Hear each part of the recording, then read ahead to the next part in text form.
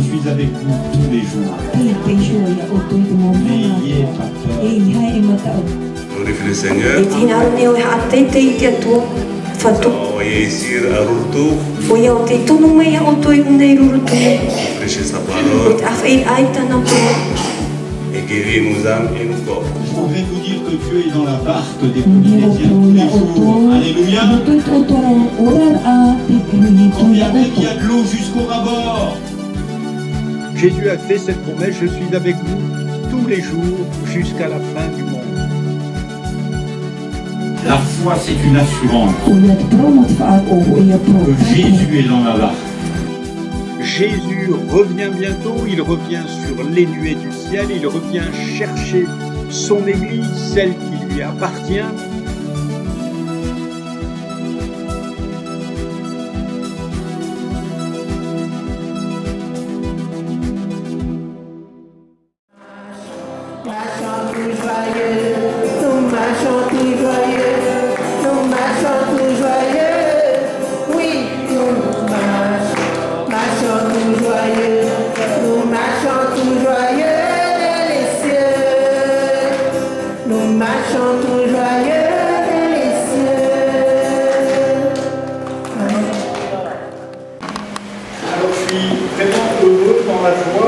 D'être avec vous ce matin et de partager l'évangile, parce que l'évangile c'est la puissance de Dieu.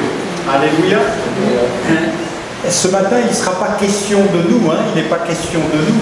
Venir rendre un culte à Dieu, c'est pas nous qui sommes prioritaires, c'est laisser la place à Dieu. Et en préparant ce culte et en ayant vécu cette semaine avec Marie là, qui nous a... Elle est là Marie ce matin ? Elle est là. Bon, on croyait qu'elle n'allait pas venir jusqu'à hier, mais elle est là, parmi nous, et cette femme m'a procuré beaucoup de joie. Pourquoi ça? Parce que je suis parti en visite avec elle, vous voyez? Et c'est important de voir dans les maisons tout ce que Dieu peut faire. Alléluia. Vous savez que Jésus allait de lieu en lieu, faisant du bien. Alléluia. Et c'est important de réaliser que Dieu veut aller de maison en maison pour nous faire du bien. Son but, c'est pas de faire de nous des religieux. Son but, c'est de nous manifester tout l'amour du Père. Alléluia. Et c'est ce que, en préparant ce message au milieu de la semaine, je demandais au Seigneur, Seigneur, je veux encore une fois, quand je monte sur une estrade, je veux être en feu. Je ne veux pas juste amener un message. Ça fait 40 ans que je suis pasteur, j'ai des piles de messages.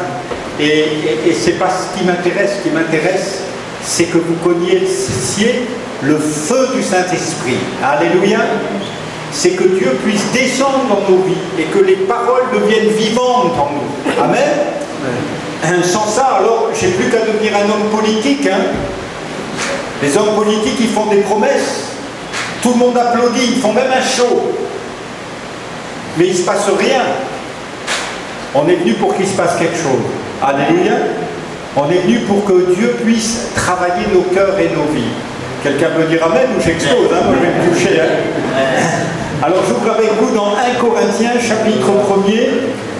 J'ai vécu cette semaine donc ce que Paul a vécu et il a commencé par dire 1 Corinthiens 1 versets 4 à 7 je rends grâce à mon Dieu de continuelles actions de grâce à votre sujet pour la grâce de Dieu qui vous a été accordée en Jésus-Christ, car en lui vous avez été comblés de toutes les richesses qui concernent la parole et la connaissance, le témoignage de Christ ayant été solidement établi parmi vous, de sorte qu'il ne vous manque aucun don, dans l'attente où vous êtes de la manifestation de notre Seigneur Jésus-Christ. Quelqu'un peut dire Amen. Alléluia. Je suis dans l'attente ce matin. Dans l'attente, pas de vos réactions, mais de la manifestation de Jésus. Alléluia. Parce que je sais que Jésus peut guérir, sauver, délivrer. Amen. Et c'est lui qui le fait, c'est pas moi. C'est pas parce que vous méritez ça. C'est parce que lui vous aime. Alléluia. Je rends grâce à mon Dieu de la grâce qu'il vous a fait. La grâce, c'est quelque chose qu'on ne mérite pas. Moi, je suis un ancien brigand, vrai brigand. J'avais mon bateau à moi, j'étais vraiment un homme tordu. Je partais pour parcourir le monde et j'avais toutes sortes d'idées en tête pour faire fortune, pour un tas de choses pas du tout belles. Et Dieu est venu chercher un brigand, le brigand que je suis. Alléluia. Et je peux vous dire, qui que ce soit que vous soyez, Dieu vient vous chercher. Alléluia. Quoi que ce soit que vous avez fait encore hier, cette nuit même, peut-être vous étiez avec une maîtresse, ou madame, vous étiez en train de commettre l'adultère, Dieu est là pour vous attraper. Alléluia. Non pas pour vous accuser, mais pour vous serrer dans son cœur. Et c'est vraiment ce que Paul dit aux Corinthiens. Vous savez, Corinthe, c'est une église que Paul a ouverte. Ce n'étaient pas des Juifs qui étaient là, c'était des Polynésiens. Des Polynésiens et quelques popas, il y avait là des Grecs, il y avait là... Et c'était Paul qui venait, qui était juif et qui connaissait toute la tradition juive. Et là, au milieu des païens, on appelait ça les païens, les Corinthiens étaient d'origine grecque.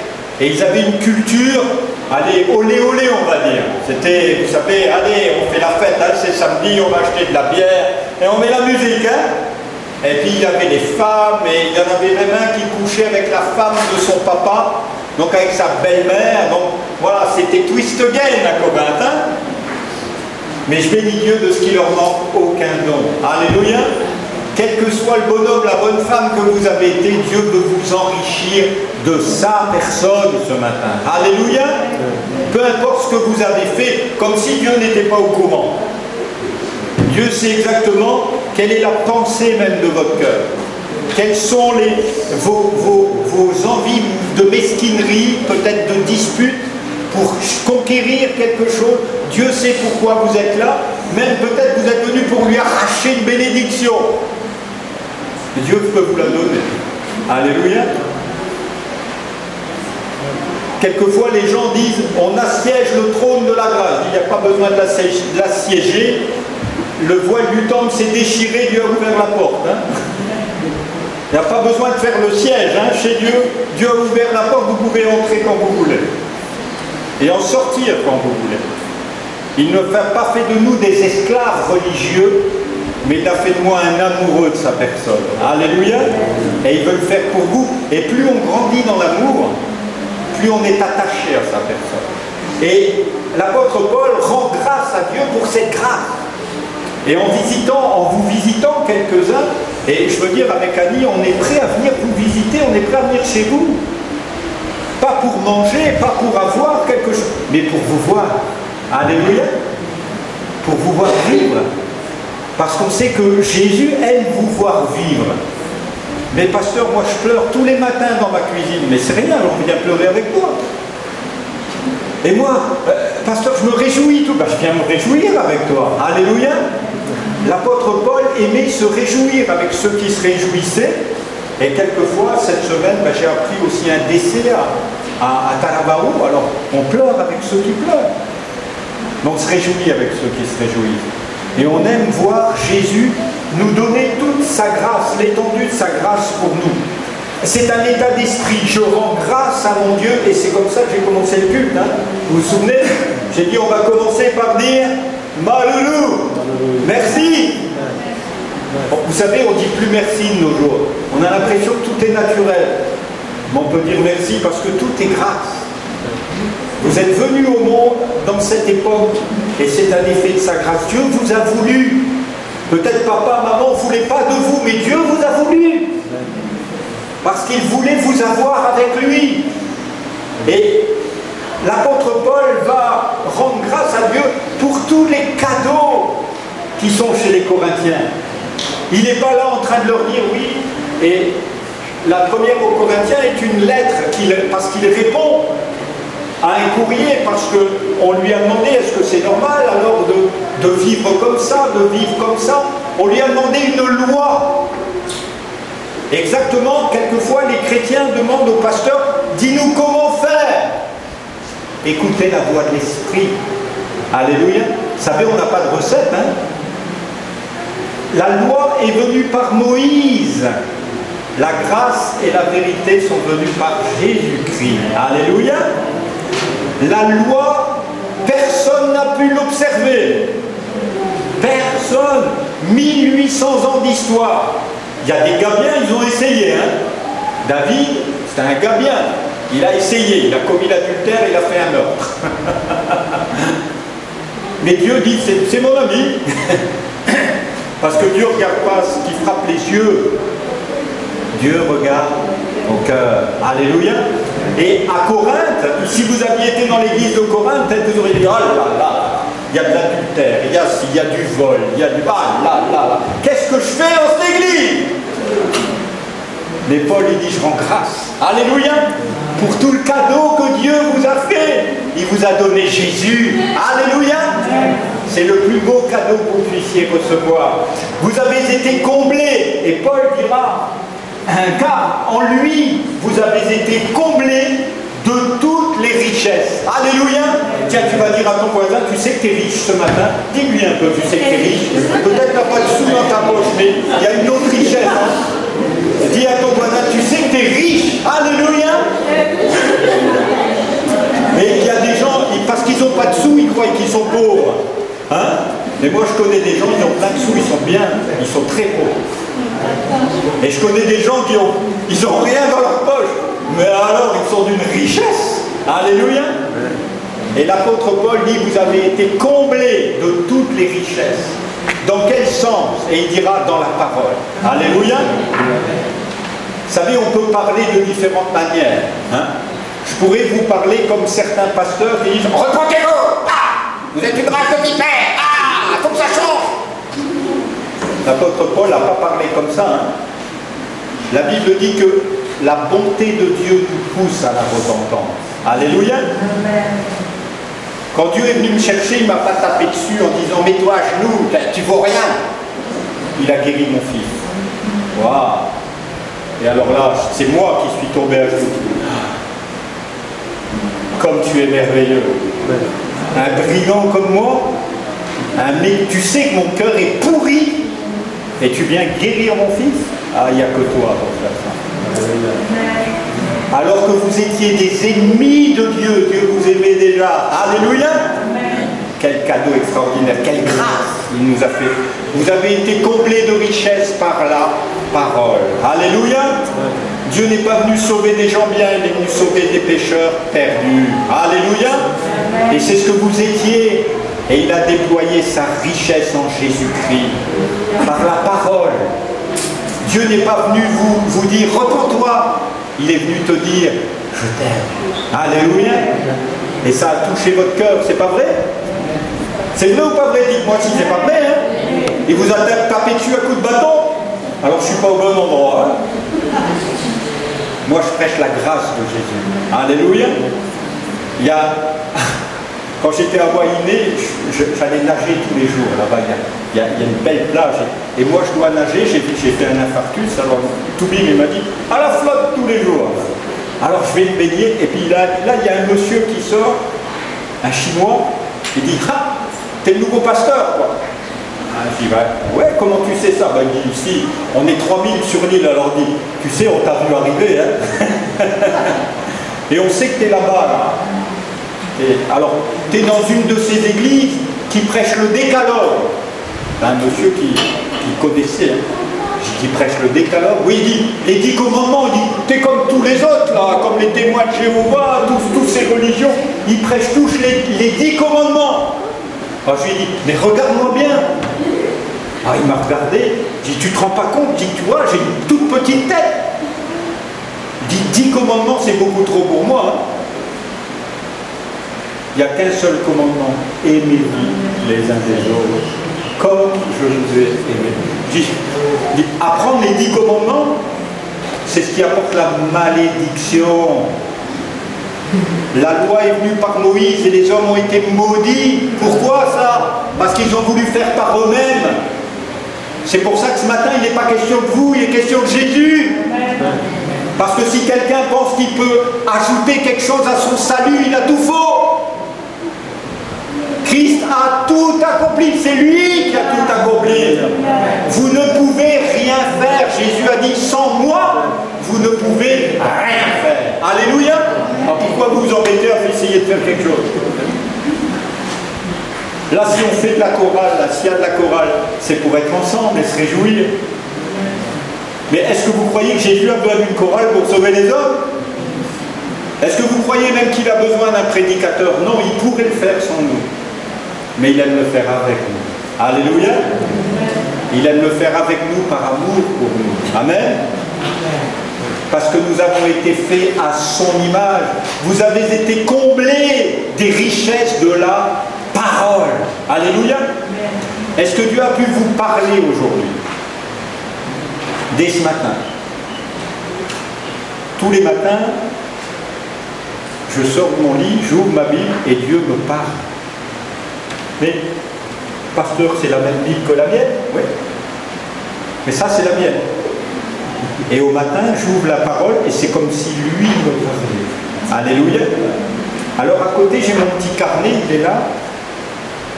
Et j'écoute comme écoute un disciple. Je pose mon oreille sur son cœur. Alors j'ai lu ça, Seigneur, qu'est-ce que tu veux me dire? Quelquefois, il n'y a qu'un verset. Quelquefois, je lis 3 pages. Mais si je suis attentif, à chaque fois, Dieu me parle. Alléluia. La parole est vivante et efficace, dit l'apôtre Paul. Cette parole est vivante. Vous savez que ça, c'est de la dynamite. Alléluia. C'est ça qui change le monde. Et ceux qui nous dirigent, ils croient que c'est la bombe atomique la plus puissante. Mais cette parole, ça, c'est la puissance. Parce que quand Dieu dit, la chose, elle se fait. Alléluia. Et je voudrais vous dire que Dieu dit qu'il guérit les malades. Le médecin, il est obligé de vous dire. Il est obligé de vous dire. Lui, il a reçu vos analyses. Il vous dit, ah ben vous n'êtes pas bien, hein? Ça, c'est ce que les analyses, ils disent. Mais Dieu dit, moi, je peux changer ton analyse. Alléluia. Je suis le chemin, dit Jésus, la vérité et la vie. Tu as bien fait de venir ce matin. Tiens, dis à ton voisin, tu as bien fait de venir. Dis un peu. Pourquoi? Parce que c'est Jésus le chemin. Alléluia. Si vous ressortez malade, demain vous allez voir le tauté, hein? Mais ce matin, Jésus peut vous guérir.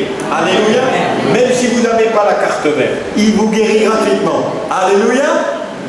C'est ce que Dieu fait parce qu'il l'a promis. Il est venu pour guérir les malades, rendre la vue aux aveugles. C'est ce que Jésus a fait. Est-ce que vous croyez qu'il peut le faire encore? On a une aveugle ce matin, la même maladie, atteint de la même maladie que mon beau-père était atteint. Mais moi je crois que Dieu peut guérir cette femme. Alléluia. Il peut le faire. La médecine dit non, c'est pas possible. Est-ce qu'on va laisser écrire dans nos cœurs ce que dit la médecine? Oh, il vous reste plus que 6 mois, monsieur. C'est ce que dit la médecine. Et Dieu dit, mais moi je peux rajouter 15 ans à ta vie. Hein? Vous avez été bénis de toutes les richesses en ce qui concerne la parole. Alléluia. Vous êtes riches parce que vous avez l'occasion d'avoir une Bible à la maison. Alléluia. Vous savez que des hommes sont morts parce qu'ils possédaient la Bible. Il n'y a pas si longtemps que ça, il y a 500 ans, quand vous aviez la Bible à la maison, on vous brûlait sur un bûcher. Quelle grâce on a, quel cadeau. On peut avoir chacun une Bible. Même nous, on en a plusieurs à la maison. Hein? Plusieurs versions. Et même sur les Internet, là, vous pouvez avoir tout. Une dizaine de versions. Vous avez été comblés de richesses en ce qui concerne la parole. Chrétiens, ouvrez vos Bibles, s'il vous plaît. N'ouvrez pas la télévision, vous n'aurez que des mauvaises nouvelles. Ouvrez la parole, vous serez riches de la bénédiction de Dieu. Amen. Vous avez été comblés de richesses en ce qui concerne la parole et la connaissance. Alléluia. Il y a plusieurs sortes de connaissances. Hein? On est dans une société où les connaissances, la Bible dit à la fin des temps, les hommes augmenteront en connaissance. De jour en jour, on apprend des choses. Les techniques scientifiques vont à une vitesse. On trouve des choses extraordinaires et c'est formidable. Et cette connaissance, vous avez vu ce que ça fait chez les hommes, cette connaissance, elle lance. mais Dieu a une autre connaissance pour nous. La Bible dit, au commencement, Dieu créa l'homme et la femme. La Bible dit, Adam connut Ève. C'est pas la même connaissance. Il n'a pas eu un manuel, tiens, comment se servir d'Ève. Il n'a pas eu de manuel, hein, Adam. Non, mais il y a des gens, pour leur couple, ils ont besoin d'un nouveau manuel. Et c'est Dieu le manuel de l'homme et la femme. Hein. D'ailleurs, vous savez pourquoi les hommes ne comprennent rien aux femmes? Est-ce que vous savez pourquoi les hommes ne comprennent rien aux femmes? C'est tout à fait normal. Quand Adam a été créé, la Bible dit que pour créer la femme, Adam a été mis dans le sommeil. Alors les hommes, ils sont toujours en train de dormir quand les femmes, elles parlent. Et ils ne comprennent rien. Trêve de plaisanterie. Cette connaissance, c'est l'intimité. Adam a connu la femme et a connu Ève. Et bien sûr, il n'est pas question là de lire un manuscrit, mais il est question de l'intimité. Or, en venant en Jésus-Christ, vous savez que Dieu est un Dieu 3 fois saint, il ne pouvait pas venir sur la terre lui-même, parce qu'il est d'une beauté éclatante, d'une splendeur. Il n'y a personne qui tient devant lui. Même les séraphins, quand ils volent devant lui, ils ont des ailes, ils se voilent la face, tant sa puissance est magnifique, et aucun être humain ne peut être devant sa face. Nul ne peut voir Dieu et vivre, dit l'Écriture. Et Dieu nous a tellement aimé qu'il est venu en personne, dans la personne de Jésus. Alléluia. Dieu était dans le Christ. Alléluia. Il était en lui pour nous toucher. Et c'est pour ça que Jésus est venu toucher des enfants. Il a touché des lépreux. Il vous touche ce matin.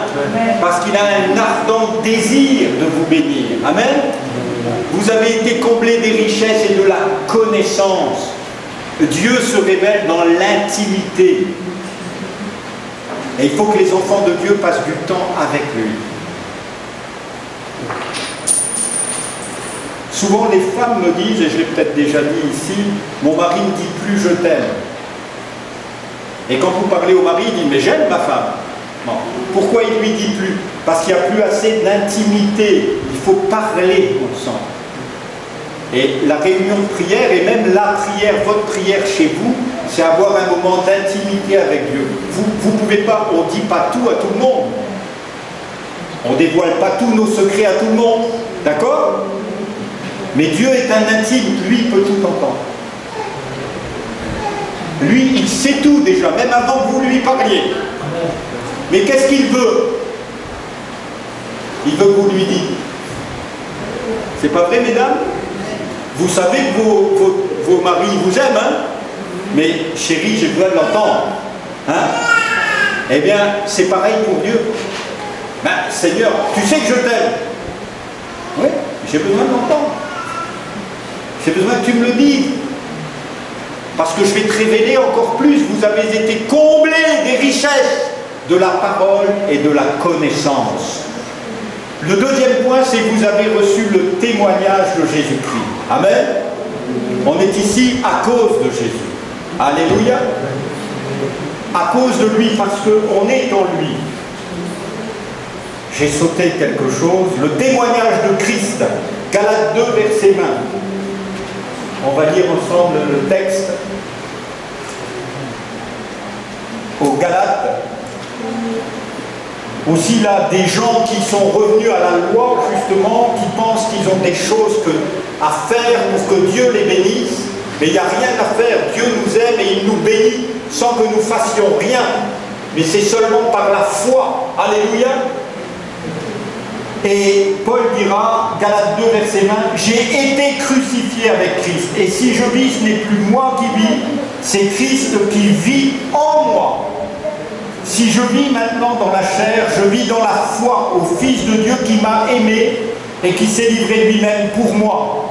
Je ne rejette pas la grâce de Dieu, car si la justice s'obtient par la loi, Christ donc est mort en vain. Amen. » L'apôtre Paul, c'est un juif, c'est un ancien juif, il a été un rabbin et il connaît la loi, il connaît toutes les prescriptions de la loi. C'est même pour ça qu'il a mis quelqu'un à mort au nom de la loi. Hein? Il a pris les pierres et il était là au moment où le premier martyr était lapidé. Étienne était lapidé et la Bible dit que lui, Paul, tenait les vêtements de ceux qui lapidaient. Et la loi dit que si tu tiens les vêtements de ceux qui lapident ou que tu lapides, tu as la même part. Donc il a été un pharisien, et la Bible dit dans la ligne la plus stricte des pharisiens. Il ne mangeait pas de cochon, il faisait attention à tout, il faisait attention de la manière de s'habiller, il faisait attention à tout, c'était un homme parfait selon la loi. Et il a regardé tout ça comme de la perte. Si vous avez essayé de gagner quelque chose chez Jésus, il est temps que vous abandonniez ça. Et il explique aux Galates exactement, qui eux sont revenus à la loi, il explique, Christ, j'ai été crucifié avec Christ. À la croix, Jésus, j'étais avec lui. Alléluia. Dans ma nature charnelle, vous savez que le péché est attaché à nous jusqu'à ce que nous mourions. Nous sommes dans une nature pécheresse, mais ce n'est pas elle qui commande. Pourquoi elle ne commande plus? Et comment vous allez faire que cette nature ne commande plus? En essayant de faire votre mieux. Ah pasteur, j'essaie vraiment d'être une bonne épouse. Hein. Moi je fais de mieux en mieux. Hein. Alors tout est propre avant qu'il arrive. Et puis le mât, il est exactement avec 2 piments, pas 3. Hein, parce qu'au-dessus, ça ne peut pas aller. Hein. Non, non, non, non. Non, non. J'ai été crucifié avec Christ. Alléluia. Ce n'est pas mes efforts qui sauvent. Ma chair ne sert de rien. Alléluia. Au lieu d'être l'homme parfait, la femme parfaite, celle-là, vous pouvez l'amener à la croix. Elle est morte. Et Paul dit maintenant, c'est plus moi qui vis. C'est plus mes efforts à moi pour être la femme vertueuse, l'homme de conseil. Non, non, c'est pas mes efforts à moi. Ce n'est plus moi qui vis, c'est Jésus qui vit en moi. Je le laisse vivre en moi. Mais comment c'est possible, pasteur? La Bible dit qu'il est ressuscité. Alléluia. Il y a les 2 aspects de la croix, où vous êtes mort avec lui, mais vous vivez pour lui maintenant. Amen. Et Paul dit maintenant je vis pour lui. Avant je vivais selon la loi, maintenant je vis pour lui.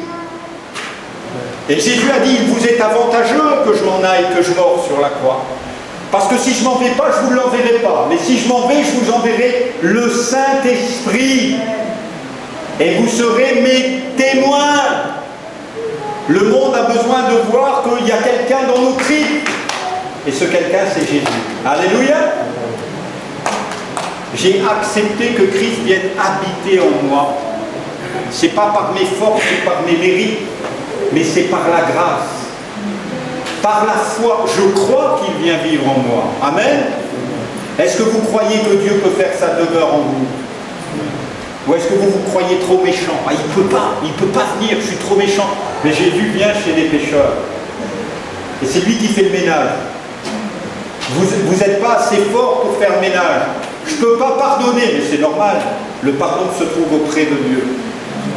Tu pourras vraiment pardonner quand Jésus sera au fond de ton cœur. Et ce n'est pas toi qui pardonneras, c'est Jésus du fond de la croix qui dira « Pardonne-leur !» Ils ne savent même pas ce qu'ils font. Et tu seras guéri. Au lieu de vivre avec ta rancune, ton amertume, tu seras guéri. Alléluia. Pourquoi? Parce que tu laisses la place à Jésus. C'est pas que tu fais un effort, je vais lui pardonner, je vais lui pardonner. Avant, je peux peut-être un peu l'étrangler, Seigneur. Non, non, non, non. C'est Christ qui vit comme ça. Alléluia. Et Christ pardonne à ses bourreaux. Alléluia. Vous avez été maltraité, moi aussi. Vous avez été humilié, moi aussi. Mais Jésus vit en moi. Alléluia. L'apôtre Paul dit, mais des hommes, et les prophètes disent, mais des hommes ont marché sur nos têtes. On a voulu vous écraser. Moi aussi.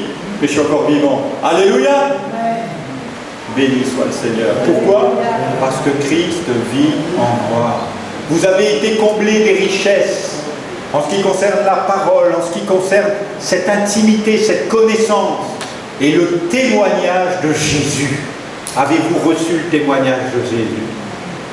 Est-ce qu'il est venu parler à votre oreille encore aujourd'hui? laissez-le parler à votre cœur. Amen. Et votre cœur se remplira de joie, pas de haine, pas d'amertume, mais de joie. Alléluia. Vous n'allez pas regarder la sœur en disant, bah dis donc, elle est venue avec une robe un peu juste à celle-là. Ah bah celui-là, ah, et puis il m'a même pas dit bonjour. Non, vous allez être rempli de joie. Alléluia. Parce que la joie du Seigneur, c'est ma force. Amen. Vous savez, j'ai tenu des églises où il y avait 600 personnes et quelquefois les gens disaient, pasteur, tu m'as pas dit bonjour. Mais j'ai dit, tu sais le nombre de gens qu'il y a? J'ai dit bonjour à tout le monde sur l'estrade. Et quelquefois, j'avais pas le temps de voir tout le monde. C'est normal. Mais j'ai dit, mais est-ce que tu as vu Jésus au Pouléra? Est-ce que lui, tu l'as vu au moins? Est-ce que tu l'as laissé venir t'embrasser? Alléluia. Parce que c'est son baiser à lui qui compte, hein, pas le baiser des frères. Mais c'est important. Mais tous ne peuvent pas nous embrasser. Quand il y a 600 personnes, tout le monde ne peut pas vous embrasser. Mais Jésus vient vous embrasser personnellement. Alléluia. Le témoignage de Christ ayant été implanté parmi vous. Et même s'il y a des choses qui ne marchent pas, eh bien, la grâce est suffisante.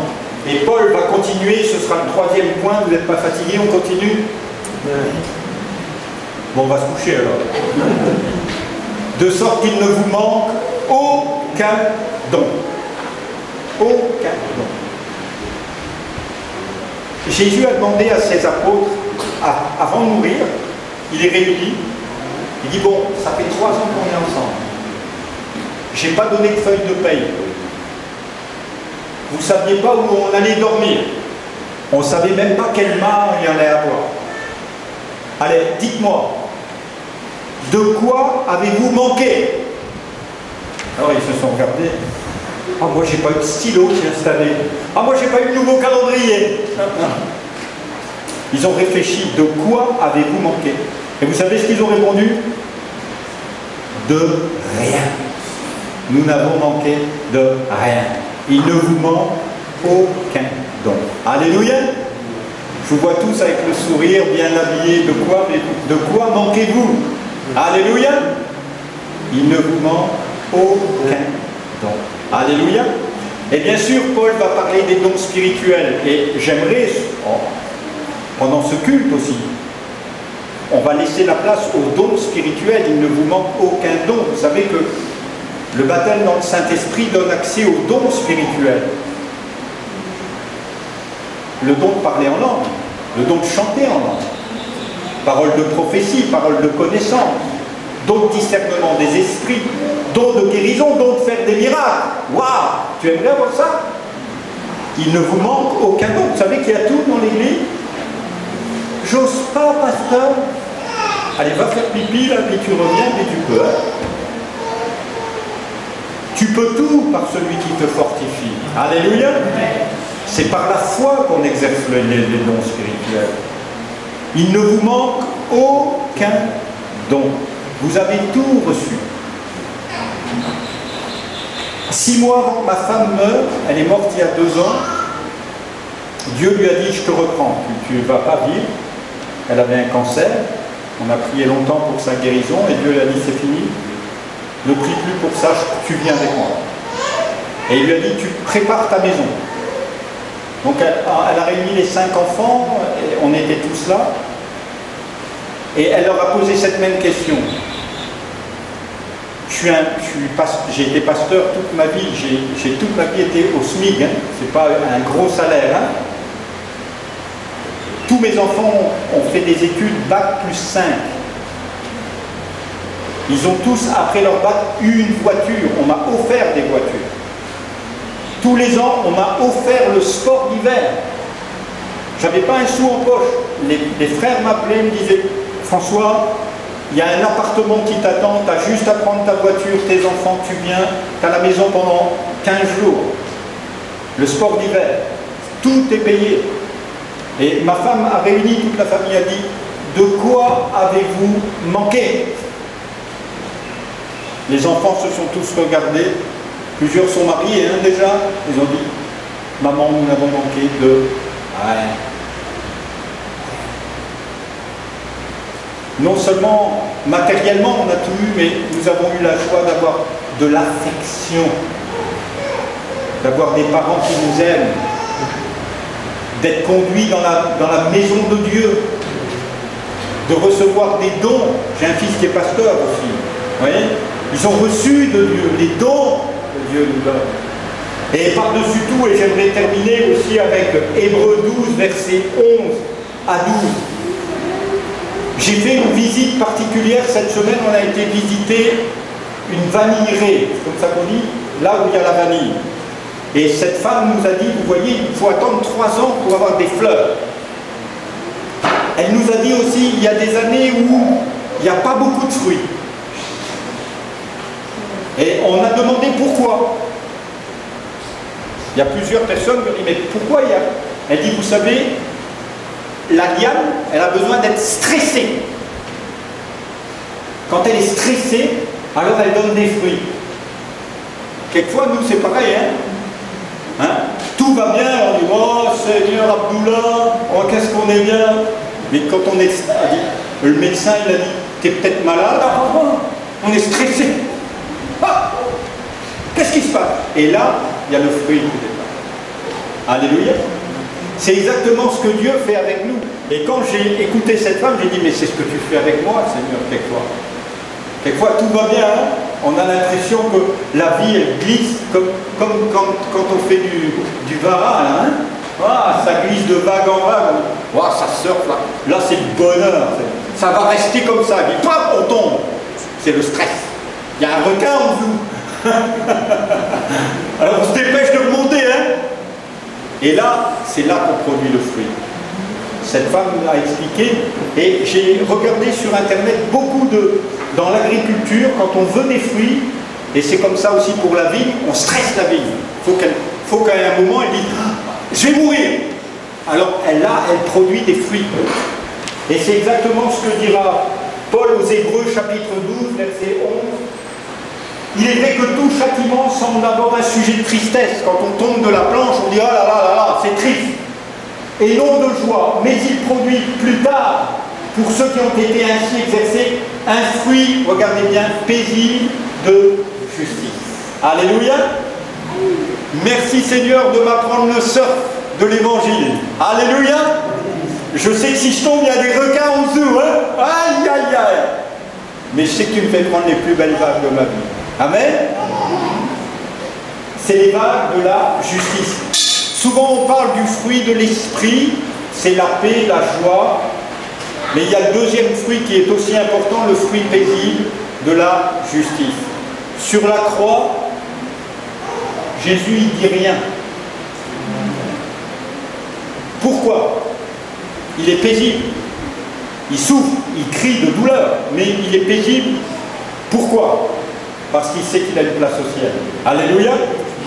Quand vous savez que vous avez une place au ciel, vous pouvez faire du surf au-dessus des requins, vous ne craignez rien. Même s'il vous attrape, vous partez au ciel. Alléluia. Et peut-être que le requin, ça lui fera du bien, c'est vrai. Au moins, il va avoir un mât délicieux. Ça produit plus tard un fruit paisible de justice. Et Paul dira, mais fortifiez donc vos mains languissantes et vos genoux affaiblis. Fortifiez-vous, alléluia, dans la grâce qui est en Jésus-Christ. Est-ce que vous croyez que Dieu est là ce matin? Est-ce que vous croyez que Dieu peut vous faire porter du fruit?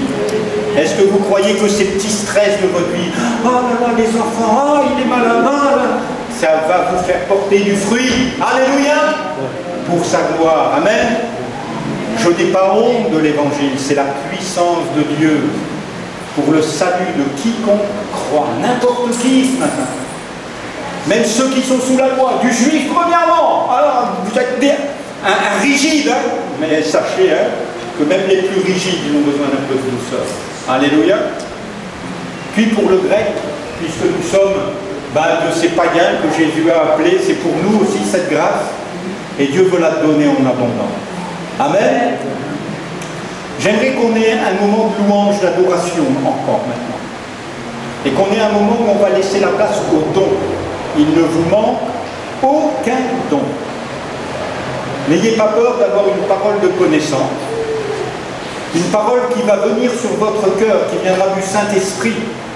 Pas de moi, hein, mais du Saint-Esprit. Et qui va vous permettre de glorifier Dieu. peut-être de guérir un malade, peut-être de délivrer quelqu'un. Une parole qui va servir à quelqu'un d'autre. Vous savez, quand on porte du fruit, le cocotier, pourquoi il porte une coco? Pour lui. C'est jamais pour lui, c'est pour vous. Si Dieu vous donne un don spirituel, c'est pas pour vous. C'est pour que quelqu'un boive de la coco que Dieu a fait grandir. D'accord? Alors peut-être vous êtes venu stressé, mais Dieu va vous guérir. Alléluia. Alors on se lève ensemble et on va avoir un moment de louange, d'adoration. Et on va bénir Dieu pour le don. Il ne vous manque aucun